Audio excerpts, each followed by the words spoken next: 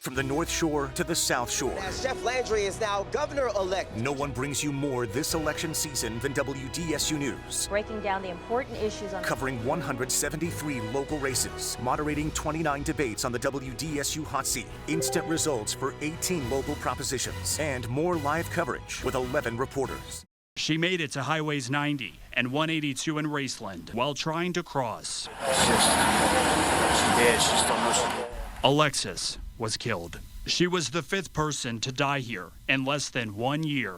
Lawmakers have pleaded with DOTD to make changes at the intersection. Nothing happened until WDSU started investigating. I don't know how the hell you still alive. Exposing the dangers. I didn't even know she was coming. As more and more people were nearly killed. I ain't never worked so many crashes as I've been working now. Speaking about this intersection. This is a bad intersection, man.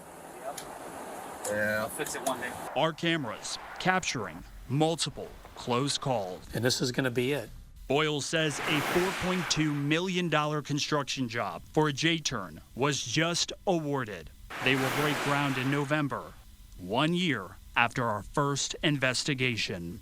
When news breaks, you can see this large plume right back behind me. no one takes you there like WDSU News with live team coverage. So that's what we're watching. Instant alerts, keeping you up to date when your health is at risk. It's a mandatory evacuation within 2 miles. Expert analysis, breaking down what's happening right now. What are the biggest concerns that we have? First at 4, right now, I-55 is still closed in both directions after a massive pileup this morning. We hear from some of the victims involved in the crash. As you can see, there's still vehicles right behind me here along I-55. That's a truck that actually went into the lake. Officials say the driver went off the interstate.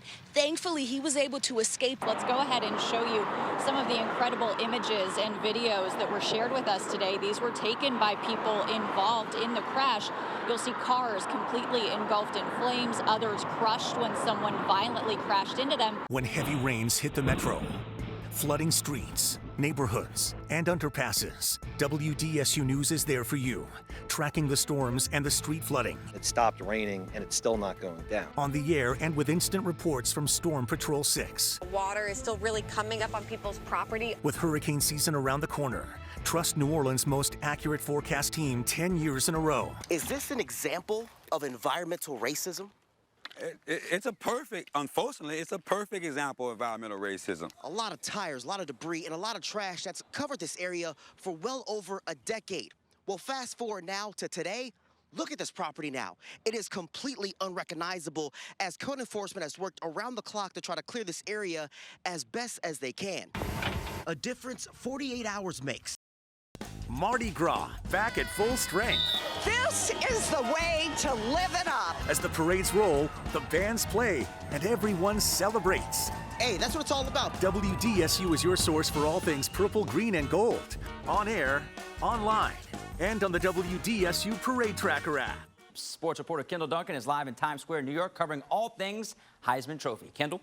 LSU quarterback Jaden Daniels touched down in New York this morning for the first time in his life. Hey, coaches, I think short guys can coach baseball. That's right.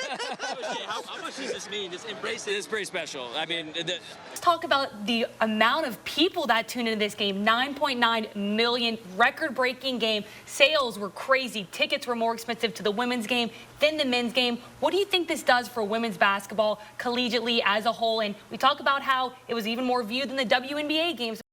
We have team coverage to get you day started.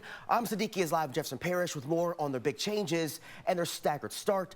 WDSU traffic anchor Deja Brown is watching the drive across the metro area. You know, Daryl, we just highlighted the new school bus app here in St. Tammany Parish, but over in Tangipahoa Parish, they're also having their first day today with all kids K through 12 going back.